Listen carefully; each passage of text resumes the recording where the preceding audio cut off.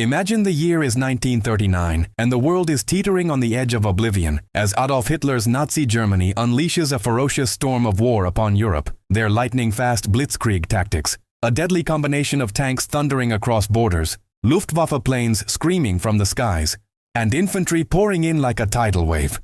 crushing Poland in just weeks. Then Denmark, Norway, Belgium, the Netherlands, and even mighty France falling in a humiliating 6-week rout, leaving Britain standing alone against the might of the Third Reich. But what Hitler and his high command never suspected was that their greatest vulnerability wasn't on the front lines or in the air, but hidden in the shadows of secrecy, guarded by a machine they worshipped as unbreakable. The Enigma, a typewriter-like device with spinning rotors and electrical wiring that scrambled messages into billions of possible combinations, changing its codes every single midnight like a ghost resetting its traps, encrypting everything from U-boat positions lurking in the Atlantic to Luftwaffe bombing runs over London to the precise coordinates of panzer divisions rolling through the Soviet steppes, making Germany's war machine seem utterly invincible and their plans impenetrable, allowing them to coordinate attacks with surgical precision while the Allies stumbled in the dark, losing ships, soldiers, and hope by the thousands. Yet, deep in the English countryside, nestled in a sprawling Victorian mansion called Bletchley Park,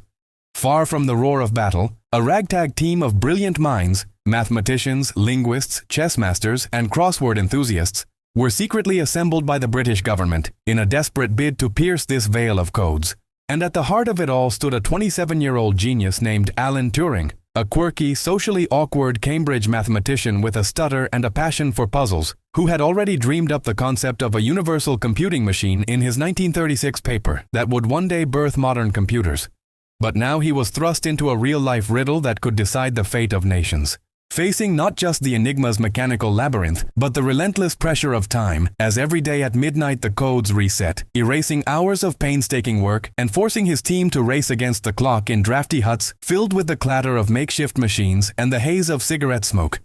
Turing, often seen jogging around the grounds in his rumpled suit or absent-mindedly chaining his mug to a radiator to prevent theft, refused to yield. Drawing on Polish codebreakers' early breakthroughs, like the ones from Marian Rejewski who had smuggled vital insights out before Poland's fall, and innovating wildly, designing the Bombe, a hulking electromechanical beast with 36 Enigma simulators whirring in unison, drums spinning like a mad orchestra, powered by electricity and ingenuity to test thousands of rotor settings per second, a proto-computer that didn't just crunch numbers, but hunted for patterns in the chaos, exploiting tiny flaws like the Enigma's inability to encrypt a letter as itself or the predictable Heil Hitler sign-offs in messages.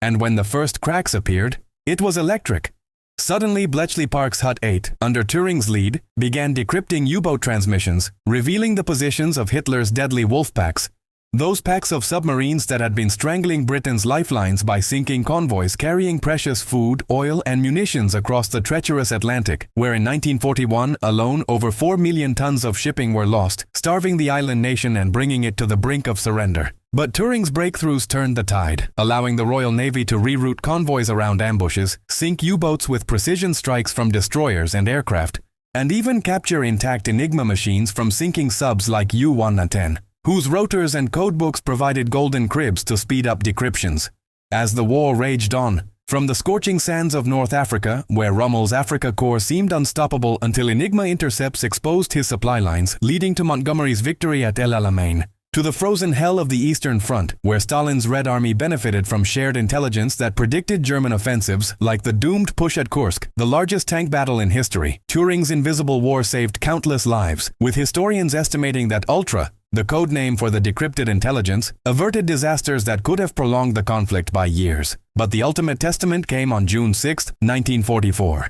D-Day, the audacious Allied invasion of Normandy, where 156,000 troops stormed 5 beaches under withering fire from machine guns, mines, and artillery. Yet the operation's success hinged on deception and knowledge. Operation Fortitude fooled Hitler into believing the main attack would hit Pas-de-Calais, thanks to fake armies and double agents, but it was Enigma decrypts that revealed the exact placements of German divisions, the weaknesses in the Atlantic Wall, and even Rommel's absence on leave, allowing Eisenhower to time the assault perfectly amid stormy weather that caught the Nazis off guard. Without Turing's bomb and the tireless codebreakers who worked in secrecy, swearing oaths of silence that lasted decades, the beaches might have become graveyards, the war dragging on into atomic horrors, or a negotiated peace with tyranny intact. Incredibly, Turing's work shortened the war by an estimated 2 to 4 years, preventing the deaths of up to 14 to 21 million more souls from battle, starvation, and genocide, including halting U-boat sinkings that could have starved Britain into submission or delayed the liberation of concentration camps, where horrors like Auschwitz continued unchecked. Yet, tragically, this hero who wielded logic like a sword was persecuted in peacetime for his homosexuality. Chemically castrated by the very government he saved, driving him to suicide in 1954 at age 41. His name erased from history books until the 1970s, when declassification revealed his genius, and only in 2013 did Queen Elizabeth II grant him a posthumous pardon, a bittersweet acknowledgement of the man who proved that in the blood-soaked saga of World War II, with its epic clashes like Stalingrad's house-to-house carnage, Pearl Harbor's surprise inferno, and Hiroshima's atomic dawn, the most devastating blow to Hitler's empire came not from a general's strategy or a soldier's rifle, but from the quiet brilliance of a mathematician armed only with a pencil, a machine, and an unyielding mind, showing the world that true power lies not in brute force, but in the relentless pursuit of truth hidden in the code.